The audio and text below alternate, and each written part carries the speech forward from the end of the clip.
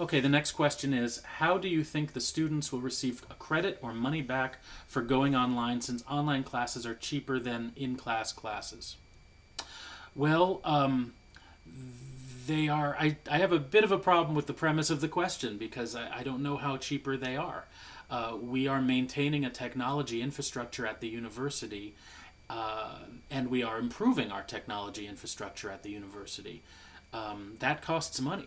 The staff and administration in the IT department, the IT division at the university, they all need to be paid. They're all working very, very, very hard to ensure that we can continue to run these classes as smoothly as possible. They are keeping up with the latest updates that make the technology better, so that we can improve online instruction.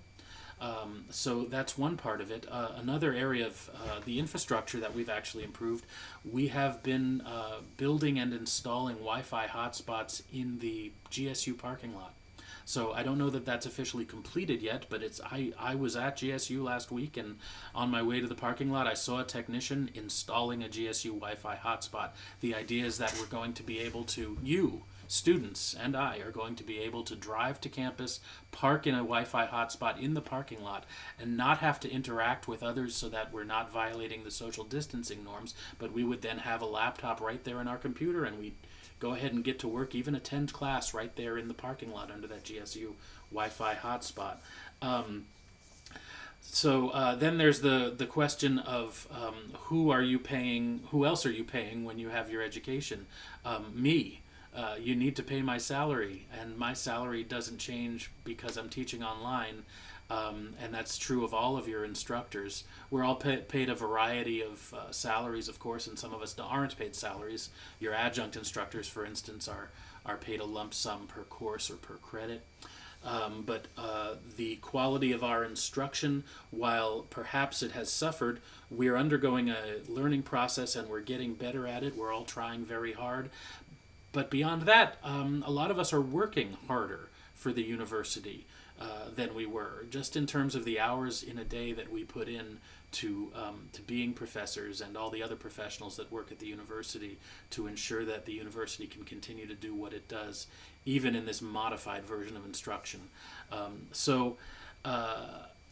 I guess the only area where, in theory, there could be some savings might be if we don't have to turn on the air conditioning on campus this summer, where we would save a lot of energy money because we don't have people going into the classrooms and we don't have a lot of people going into campus. The dorms as well. I mean, the dorms could be put on a moderate air conditioning system where the temperatures could be kept at a safe level to maintain the property, like say 80 or 82 or 84 degrees Fahrenheit, but that would not need to be particularly comfortable for people.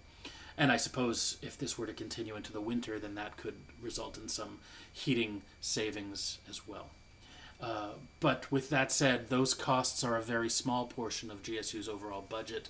I am a member of the Planning and Budget Advisory Council as president of the Faculty Senate, and so I see the GSU annual budget. It's currently between $52 and $54 million, and somewhere upwards of three-quarters of that is personnel services, which is the payment of the salaries to those of us who work to keep GSU running, and we're all still working.